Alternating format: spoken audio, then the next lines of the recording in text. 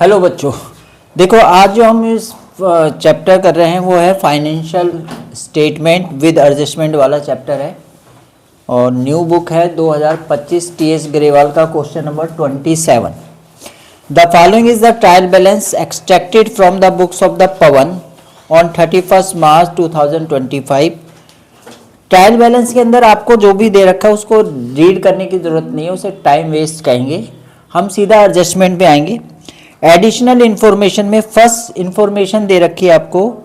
First salary ₹45,000 and wages ₹5,000 were outstanding.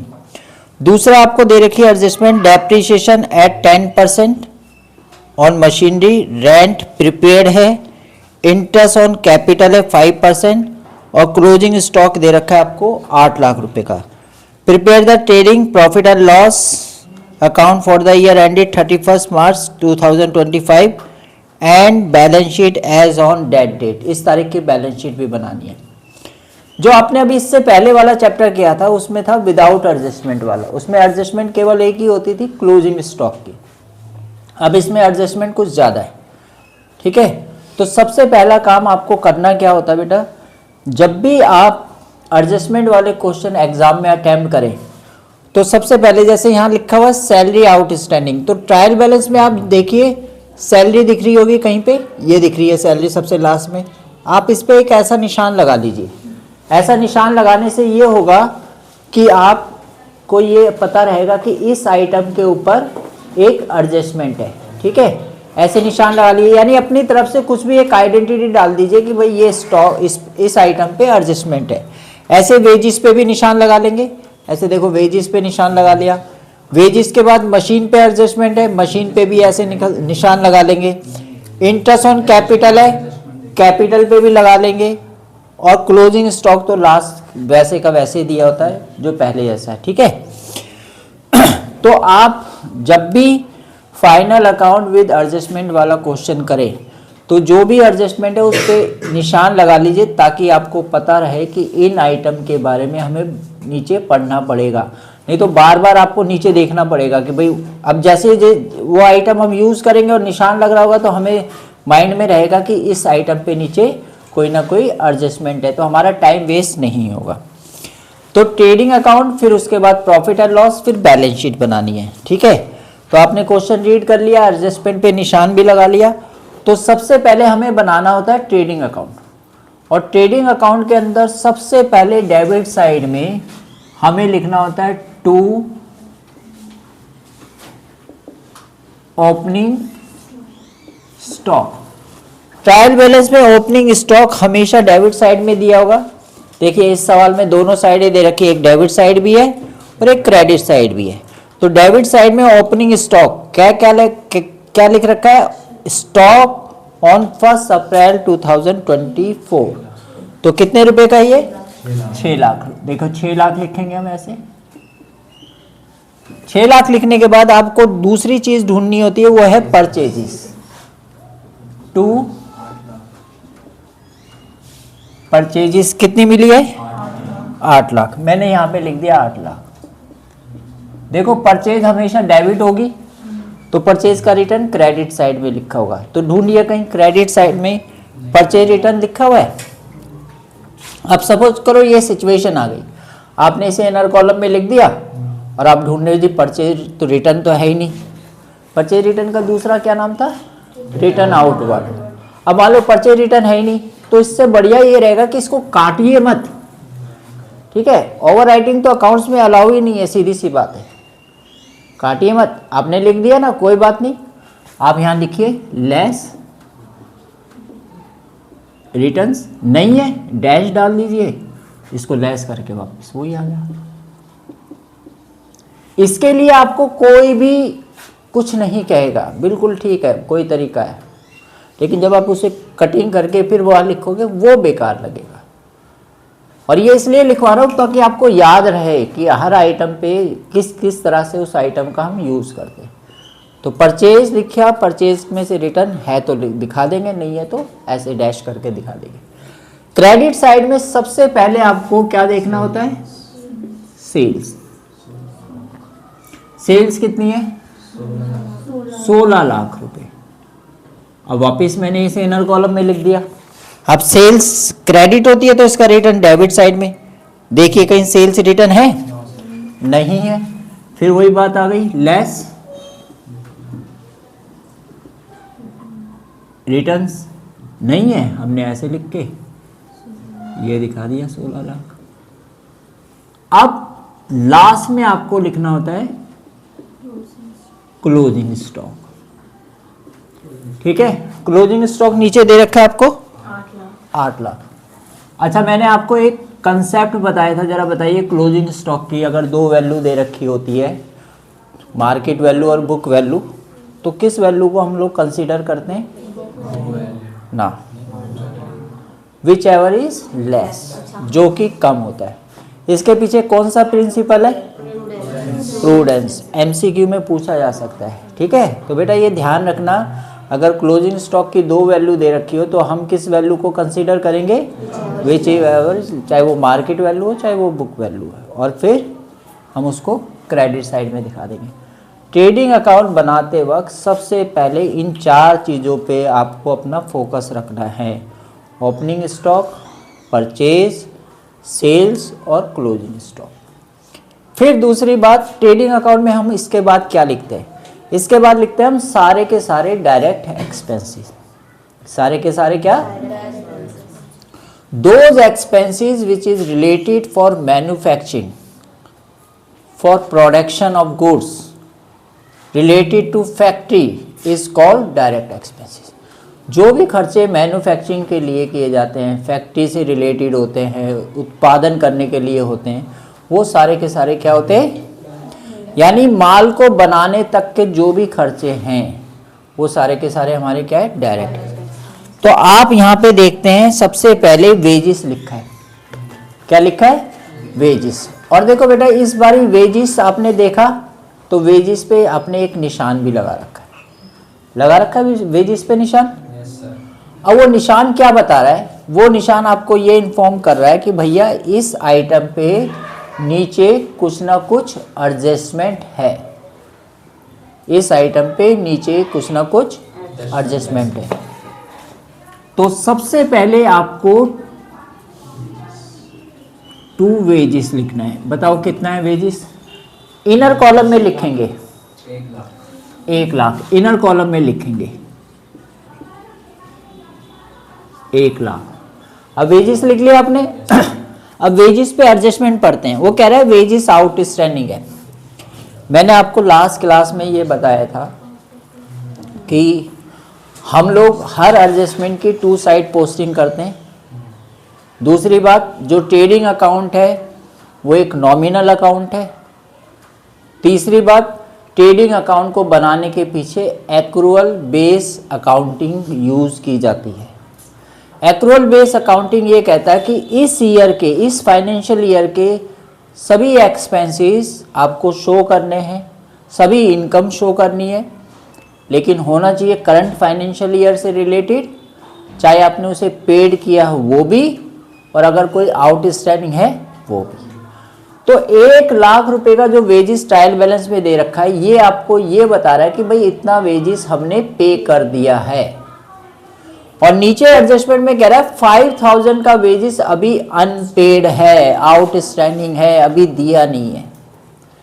Means क्या हुआ कि इस साल जो टोटल आपने वेजिस पे किया वो 1,05,000 पे करना था, आपने 1 लाख की तो पेमेंट कर दी, 5,000 अभी आपने नहीं दिए। तो इसका मतलब इस फाइनेंशियल ईयर में आपका वेजिस जो है वो टोटल 1,05,000 का था, जिसमें से आपने 1 लाख पे किया है, लेकिन पेमेंट अभी आपने 5,000 और करनी है।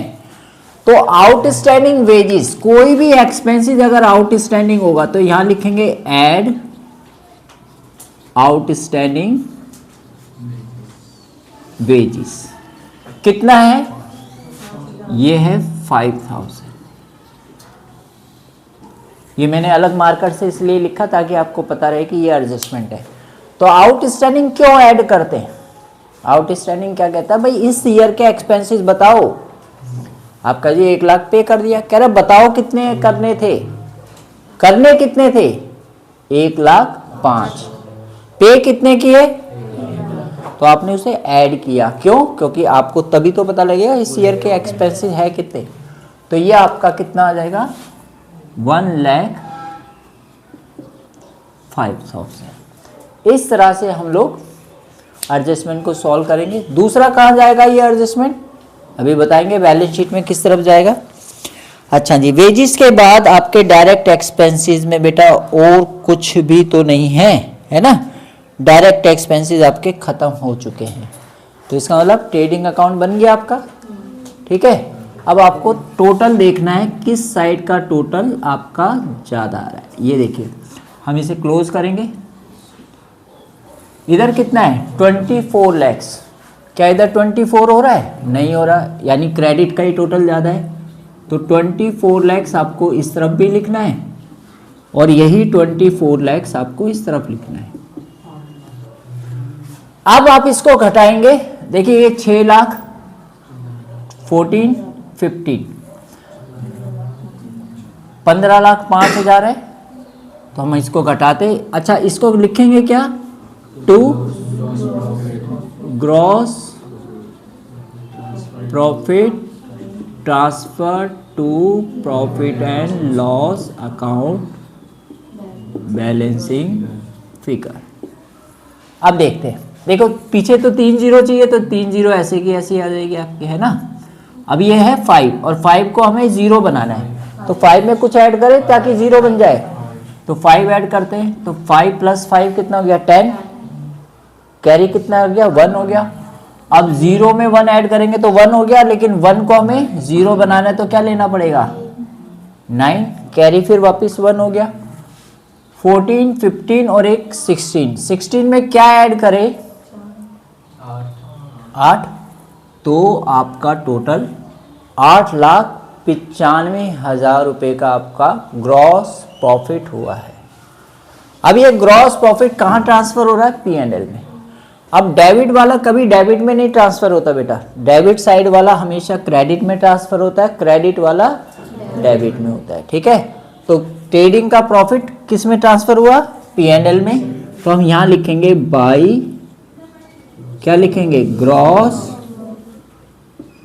प्रॉफिट BD 8,95,000 रुपये, ये आ गया हमारा ग्रॉस प्रॉफिट।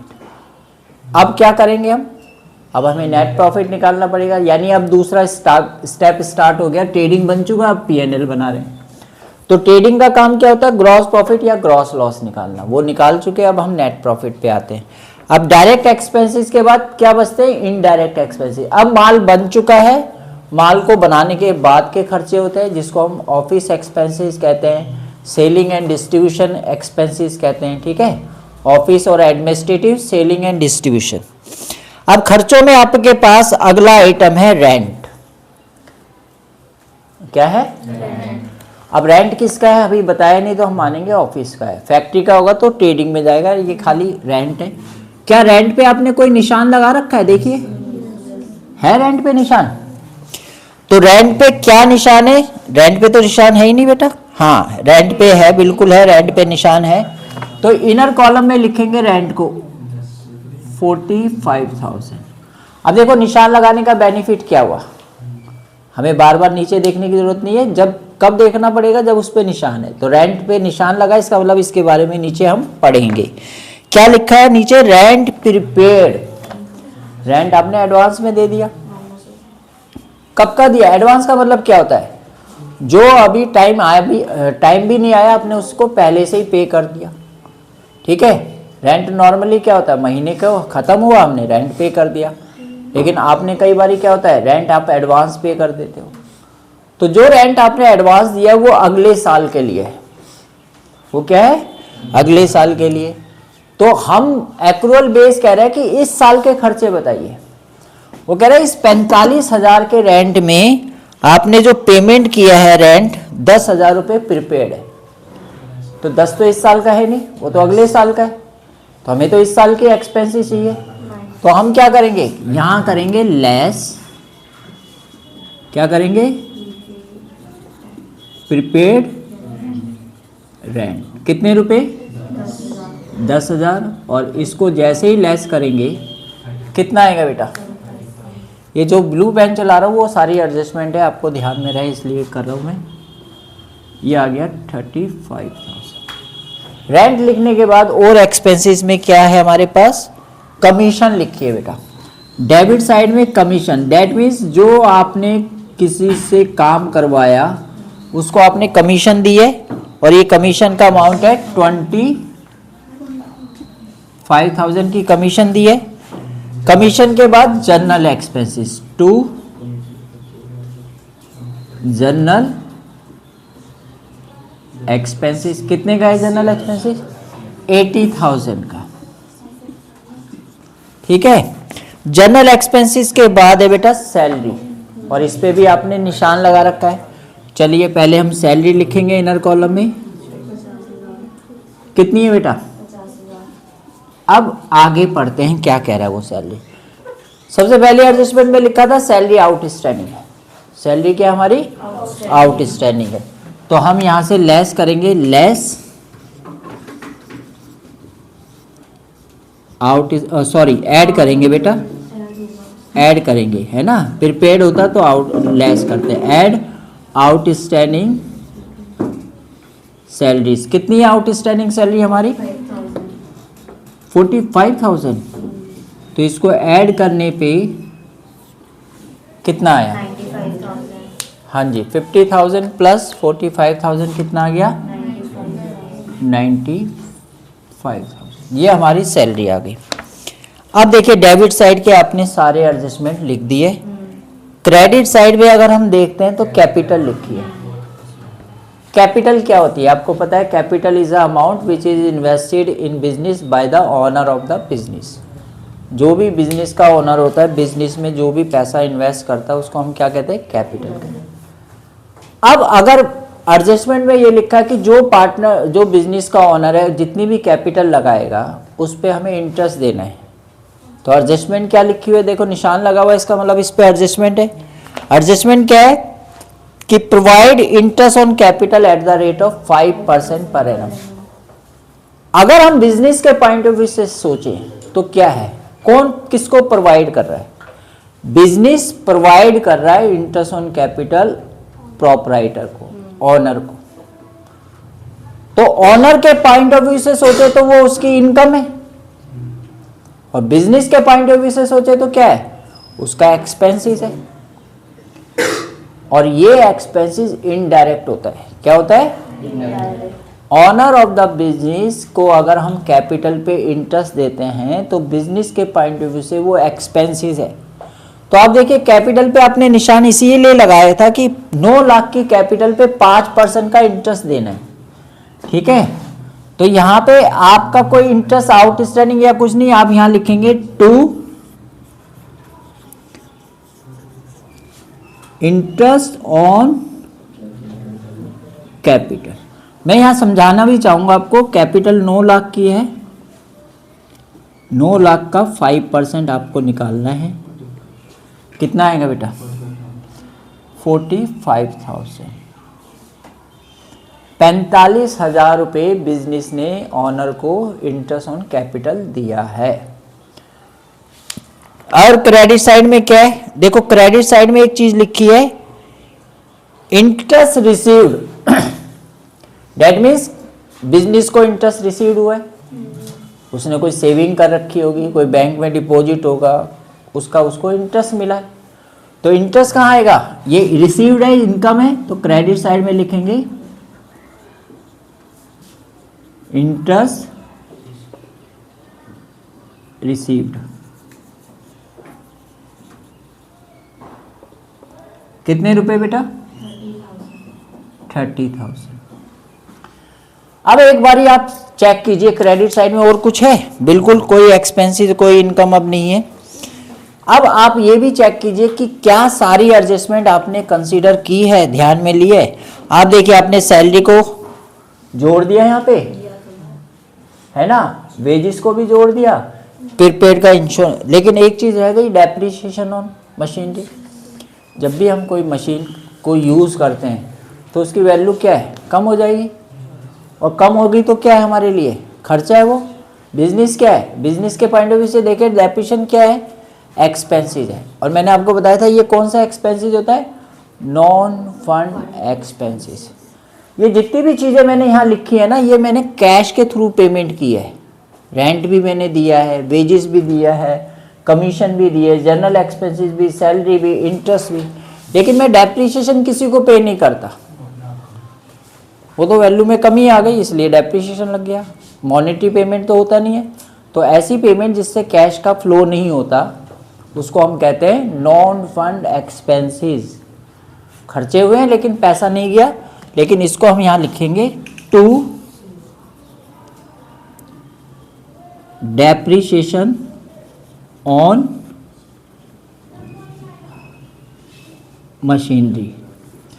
कितनी है मशीन आप देखिए, हाँ 4 लाख। कितना परसेंट ऐप है, अब 4 लाख का 10% आपको पता ही है 40,000 आ जाएगा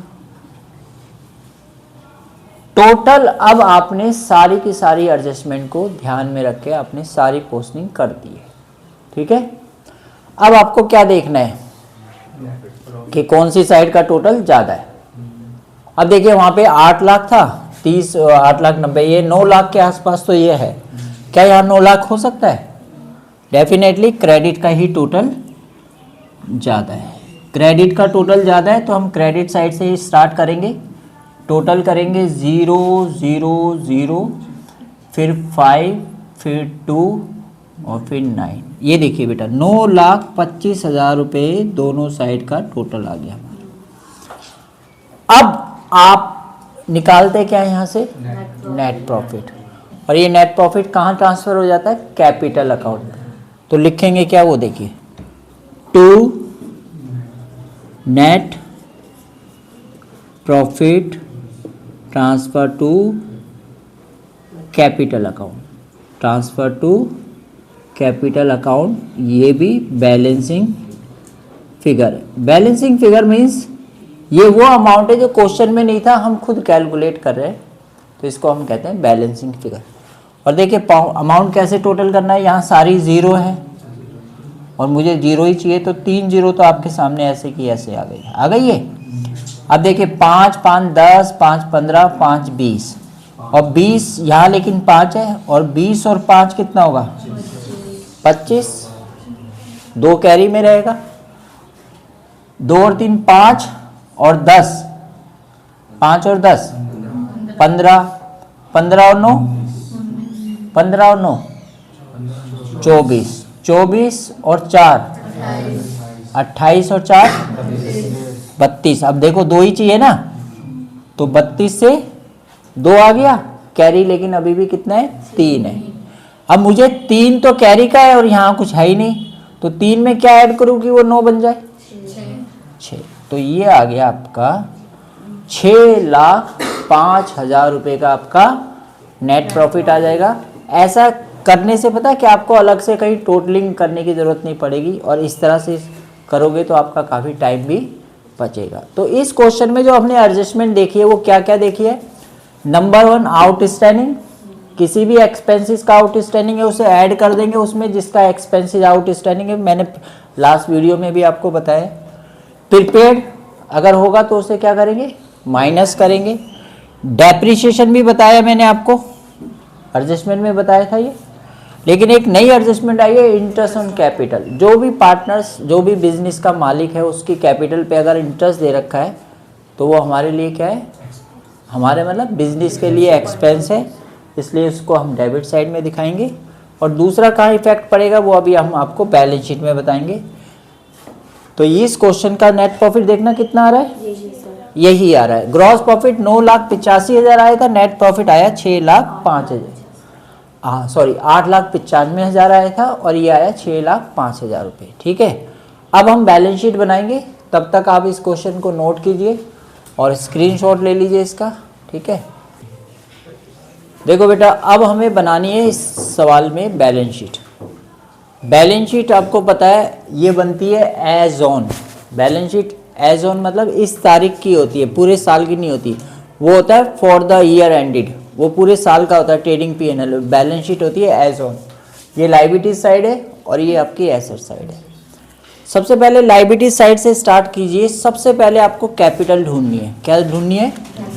कैपिटल। तो कैपिटल आपकी कितनी थी बताइए? 9 लाख। इनर कॉलम में लिखेंगे बेटा, अगर नेट प्रॉफिट होगा तो कैपिटल में ऐड होगा और लॉस होगा तो कैपिटल में माइनस। तो इस सवाल में तो नेट प्रॉफिट हुआ था, तो ऐड नेट प्रॉफिट कितना था? 6,05,000। देखिए इस पे एक आपने निशान भी लगा रखा है। निशान में क्या है? इंटरेस्ट ऑन कैपिटल है। मान लीजिए कैपिटल कोई बिजनेस में लगा रहा है और उससे इंटरेस्ट मिलेगा तो उससे उसकी कैपिटल पे क्या इफेक्ट पड़ेगा? इंक्रीज हो जाएगी। ठीक है, तो यहाँ पे इसी में ऐड कर देंगे इंटरेस्ट ऑन कैपिटल। कितने रुपए आई थी? 45,000 रुपीज। 45,000। तो इंटरेस्ट ऑन कैपिटल ऐड करके ये टोटल देखिए, ये 50 हो गया और ये 15 लाख। अब क्वेश्चन में देखिए कहीं ड्राइंग तो नहीं दे रखी? देखिए डेबिट साइड में कहीं ड्राइंग लिख रखी है? आप सपोज करो मैंने यहाँ लिख दिया, हाँ, अब मैं वही काटने की तो बात है ही नहीं है ना, तो हम क्या करेंगे? Less drawing. और बेटा ये इसलिए बता रहा हूँ ताकि आपको एक फॉर्मेट भी प्रॉपर याद हो जाए।